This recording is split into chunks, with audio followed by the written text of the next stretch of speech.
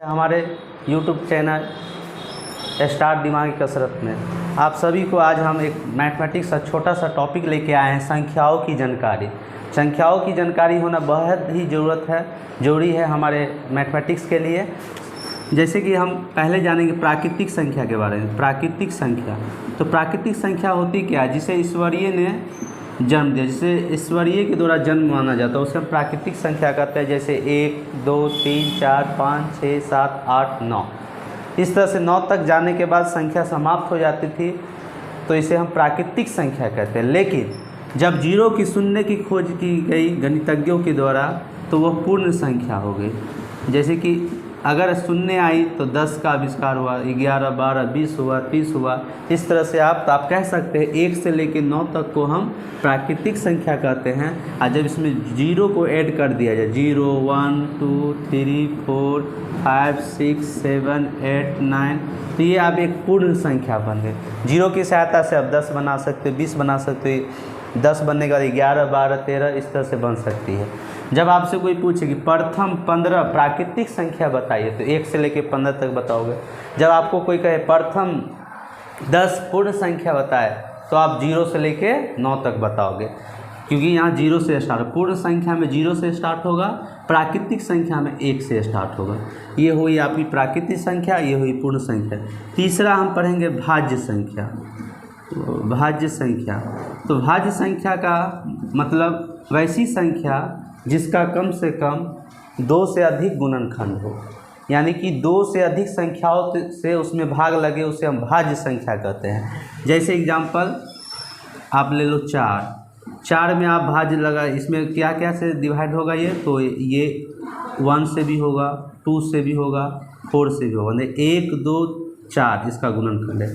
जैसे आप ले लो 6, तो 6 में भी 1 से भी लगेगा, 2 से भी लगेगा, 3 से लगेगा, 6 से लगेगा, डिवाइड हो जाएगा इसमें। तो ये हो गया आपका भाज्य संख्या। वे सभी संख्या जिसका गुणनखंड 2 संख्याओं से अधिक हो, उसे हम भाज्य कहते हैं, यानी कि 2 संख्याओं से अधिक संख्याओं से उसमें भाग लगे। चौथी अभाज्य संख्या। अभाज्य संख्या क्या होती है? अभाज्य संख्या तो वैसी संख्या जिसका गुणनखंड केवल 2 संख्याएं हो, यानी कि जिस संख्या में केवल सिर्फ अपने आप से और 1 से विभाज्य हो, वही संख्या अभाज्य संख्या कहलाती है। जैसे में सबसे छोटी अभाज्य संख्या 2 होती है, उसके बाद अभाज्य संख्या 3 होगी। देखो 2 में 1 से भाग लगेगा और इसमें 2 से लगेगा। 3 में देखिए 1 से लगेगा, 3 से लगेगा। आप 5 की बात करते हो तो 5 में भी 1 से लगेगा और यहाँ 5 से लगेगा। 7 की बात करते हो तो यहाँ 1 से लगेगा और यहाँ 7 से लगेगा। यानी कि आप देख रहे हैं कि 2 है, 2 में सिर्फ अपने आप से और 1 से, यानी कि सभी संख्या जो भी लिखी गई है यहाँ पे 2, 3, 5, 7 सभी में या तो 1 से भाग लग रहा है या अपने आप खुद से भाग लग रहा है। इसे हम अभाज्य संख्या कहेंगे। अभी तक हमने भाज्य संख्या देखा, अभाज्य संख्या देखा, प्राकृतिक संख्या देखा, पूर्ण संख्या देखा। इसके जस्ट बाद हम लोग सम और विषम जानेंगे। सम संख्या क्या होती है और विषम संख्या क्या होती है। 5 नंबर सम संख्या, तो वैसी संख्या जो 2 से विभाज्य हो जाए उसे हम सम संख्या कहते हैं। जो 2 से विभाज्य हो, जिसमें 2 से भाग लग जाए, उसे हम सम संख्या कहते हैं। जैसे में आप ले लो 2, 4, 6, 8, 10, 12 ये सभी संख्या 2 से विभाज्य है, इसलिए इसे हम सम संख्या कहेंगे। इसके बाद हम विषम संख्या के बारे में। विषम संख्या वैसी संख्या जस्ट इसका अपोजिट, उल्टा, इसमें 2 से भाग लगेगा, इसमें 2 से भाग नहीं लगेगा, उसे हम विषम संख्या कहते हैं। जैसे आप ले लो 1, 3, 5, 7, 9, 11, 13, जो भी 2 से भाग ना लगे उसे हम विषम संख्या कहते हैं। अब हम जानेंगे विभाज्यता का नियम। अब हम संख्याओं के बारे में बेसिक चीज़ जाने, अब हम जानेंगे विभाज्यता का नियम। विभाज्यता का नियम। और ये जो टॉपिक है बहुत ही इम्पोर्टेंट है, आपको क्लास 4 या 3 से आपको 12 तक काम आएगा। आप अगर विभाज्य या कोई भी बड़े बड़े कंपटीशन का एग्ज़ाम की तैयारी करते हैं तो ये बात को जानकारी आपको होना बेहद ही ज़रूरत है, क्योंकि विभाज्यता का नियम आप जानोगे तो बहुत सारे प्रश्न को आप सॉल्व करने में आपको सहायता मिलेगी। पहला हम जानेंगे 2 से। कौन कौन सी संख्या में 2 से भाग लगेगी? तो वैसी जिस किसी संख्या के अंत का अंक शून्य हो, अंतिम अंत का अंक क्या हो जी? शून्य हो, 2 हो, 4 हो, 6 हो, 8 हो, इसमें 2 से भाग लग जाएगी। अब जैसे देखिए, जैसे 420 अंत में 0 है, 2 से लगेगा। 482 अंत में 2 है, लगेगा। कितनी भी बड़ी संख्या क्यों ना हो, अगर अंतिम अंक ये 2, 0, 4, 6, 8 हो तो उसमें 2 से भाग लग जाएगी। नेक्स्ट 3 से हम कैसे जानेंगे कोई संख्या डिवाइड होगी, कटेगा? तो जिस संख्याओं के योगफल 3 से विभाज्य हो तो वह पूरी संख्या 3 से विभाज्य हो जाएगी। 3 से वो विभाज्य ही हो जाएगी। बस इतना ही। अगर कोई संख्या है, जैसे मान लीजिए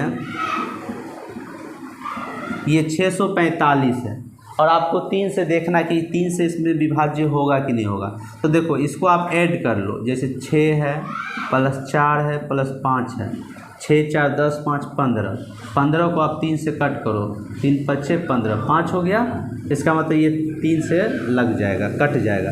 अब कोई भी संख्या कितना भी बड़ा क्यों ना हो, आप इसे जोड़ो। 8, 6, 14, 4, 18, 6, 24, 8, 32, 4, 36, 6, 42 और 3 से 14 तिया 42। इसका मतलब ये 3 से विभाज्य हो जाएगी। और जो संख्या को जोड़ने पे अगर वो 3 से विभाज्य नहीं होती है तो वो संख्या 3 से विभाज्य नहीं होगी। अगला है 4 से। देखो 4 से वैसी संख्या जिसका अंत का 2 अंक, अंतिम 2 अंक अगर 4 से विभाज्य होगी तो वो पूरी संख्या 4 से विभाज्य हो जाएगी। जैसे एग्जाम्पल से आप समझिए, 4, 6, 8, 4, 6, अंत का इसका 2 अंक कितना है? 4 और 6। तो 4 एकम 4 और 4 एकम 4, यहाँ ये कट नहीं हो रहा है। 46 है, 46 है, इसमें 4 से कट नहीं हो रहा है, तो ये 4 से विभाज्य नहीं होगी। जैसे मान लो कि ये 4684, यानी अंतिम पद 2 जो है 8 और 4 है। 4 दूनी 8, 4 एकम 4, कट हो रहा है ये 4 से, इसका मतलब ये विभाज्य हो जाएगी। नेक्स्ट जो है 5 से। तो जिस संख्या का अंतिम अंक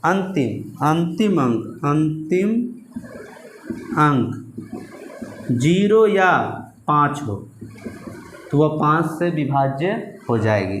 जैसे में देखो, जैसे में 6, 8, 4, 0, देखिए इसके अंत में 0 है, इसका 5 से विभाज्य हो जाएगी।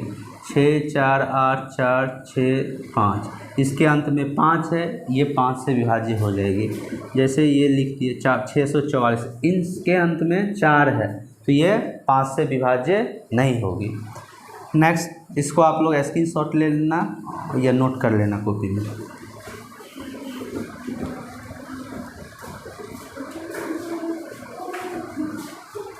छः से विभाज्य 6 का जो नियम है, जिसकी जो वैसी संख्या जो 2 और 3 से विभाज्य है वह संख्या 6 से भी विभाज्य होगी। अब एक उदाहरण से समझेंगे। जैसे मान लीजिए हमने लिखा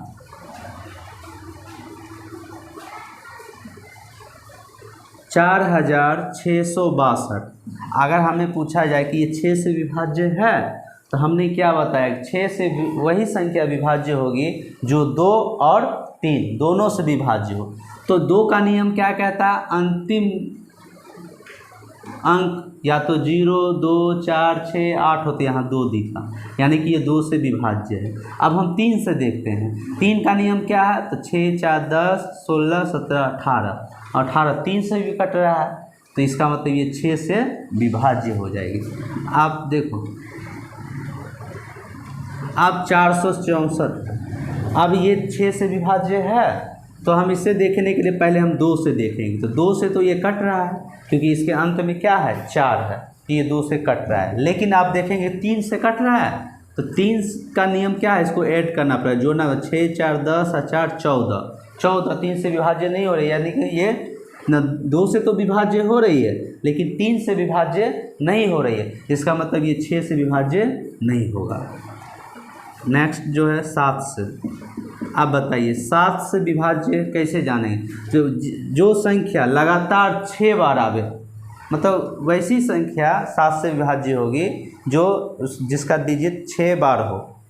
और दूसरे भी संख्या विभाज्य हो सकती है, लेकिन नियम जो है जैसे 4 4 4 4 4 4 4 4 4 4 4 4, ये देखो 6 बार आया है, यानी कि इसमें 7 से विभाज्य हो जाएगी। अगर 6 को हम 6 बार लिख दें, ये 7 से विभाज्य हो जाएगी। और भी ऐसी संख्या जो हो जाती है, जैसे 343, तो 7 से विभाजित होगी। जैसे 2197, 7 से ये नहीं होगी, ये नहीं होगी। 2100 शायद 99 हो सकती है, 7 से 7 21 7 नहीं, ये भी नहीं होगी।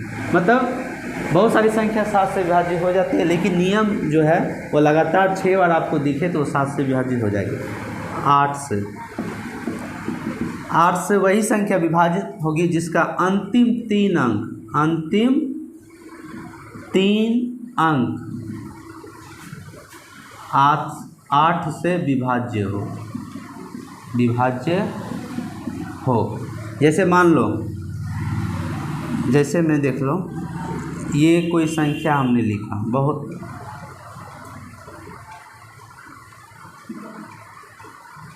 आप देखो, अगर हमसे पूछा जाए कि ये संख्या 8 से विभाज्य होगी, तो आप देखो बाबू, इसके अंतिम 3 पद, जैसे 432 निकल के आया, इसको आप देखिए 8 से कट रहा है, तो 8 पंचे 40, 3 देखिए 8 पंचे 40, 3 फिर 2, 8 चौक 32 कट गया। इसका मतलब ये 8 से विभाज्य होगी।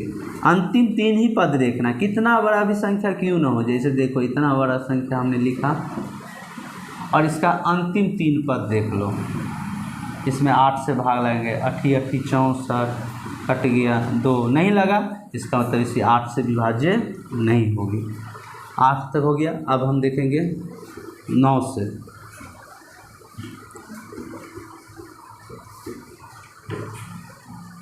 9 का नियम सेम टू सेम 3 का नियम के जैसा, वहाँ अंकों का योग करके 3 से भाग दे के देखते थे कि भाग लग रहा है या नहीं लग रहा।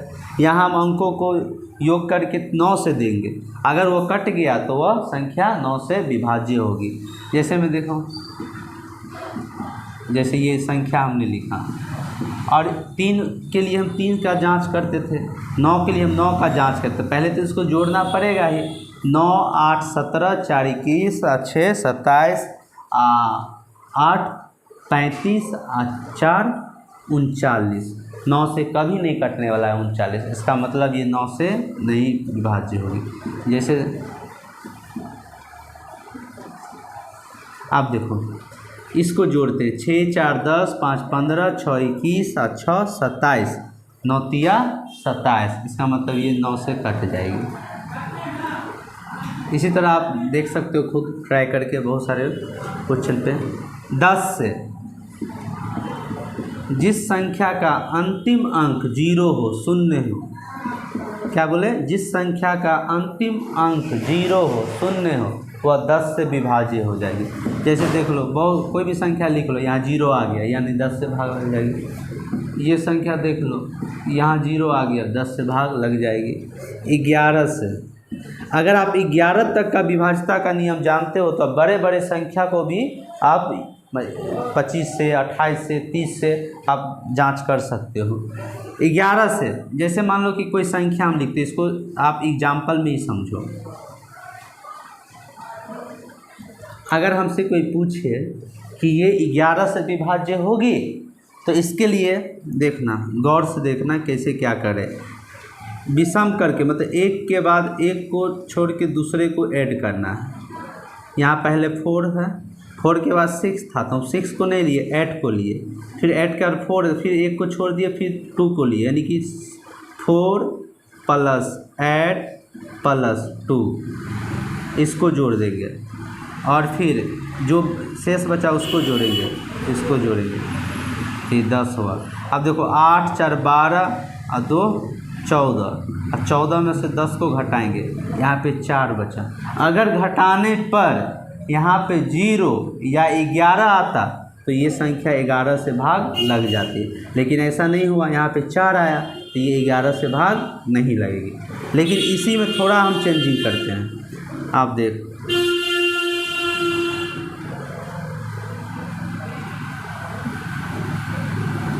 नहीं देखो दूसरा प्रश्न लेते हैं।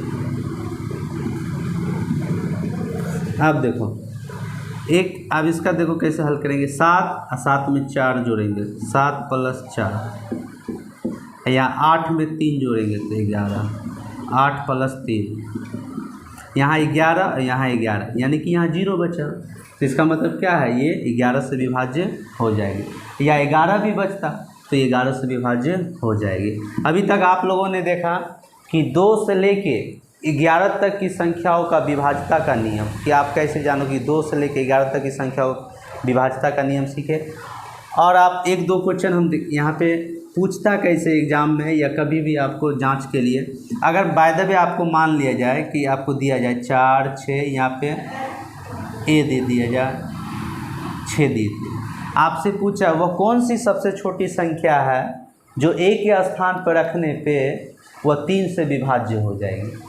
तो देखो संख्या तो या तो 0 से लेकर 9 तक ही होगा, कोई ना कोई संख्या जो यहाँ पे रखेंगे और 3 से भाग लग जाएगी। तो आप देखो 6, पहले इसको जोड़ो, 3 का विभाज्यता का नियम है सबको जोड़ के और 3 से हम भाग लगा के देखते हैं।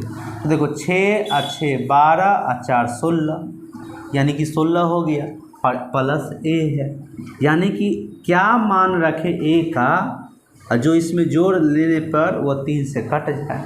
तो देखो 3 छक 18 होता है, यानी कि अगर हम इसको 18 बनाने की कोशिश करें तो ए की जगह पे हम क्या रखेंगे, 2, यानी कि 2 रखेंगे तो हो जाएगा, यानी कि ये 3 से भाग लग जाएगा।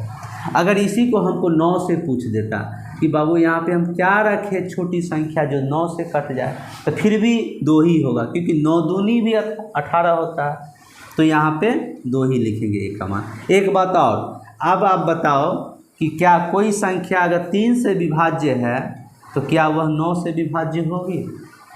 अगर आपसे कोई पूछ दे कि कोई संख्या 3 से विभाज्य है तो क्या वह 9 से विभाज्य होगी? नहीं होगी, क्योंकि जब कोई संख्या छोटी संख्या से विभाज्य है, आपको बड़ी संख्या से पूछे तो हो भी सकती है और नहीं भी हो सकती है। जैसे आप देखो एग्जाम्पल देखो, अगर हम ले लेते हैं 12, तो देखो इसको 3 भी काट सकता है, 3 चौका 12, लेकिन 9 काट सकता है? नहीं काट सकता है। लेकिन यही बात ले लो 18, तो 3 से कट जाएगा, 3 छक 18, लेकिन 9 दूनी 18, 9 से भी कट रहा है। फिर अगर, यानी कि आप कह सकते हैं कि जो संख्या 3 से विभाज्य होगी वह संख्या या तो 9 से विभाज्य हो भी सकती है और नहीं भी हो सकती है।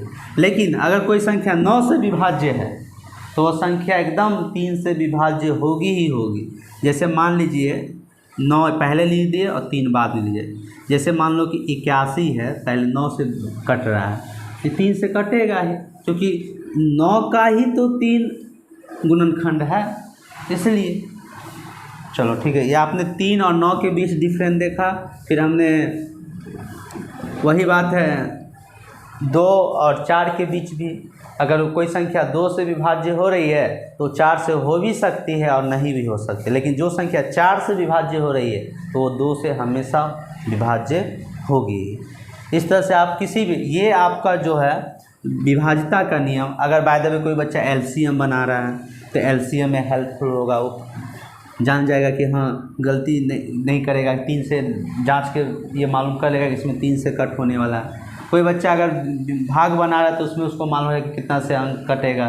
कोई एलसीएम एचसीएफ या आप बट्टे का जोड़ गुना भाग कुछ भी कर रहे हो, आप काटने में यूज हो जाएगा।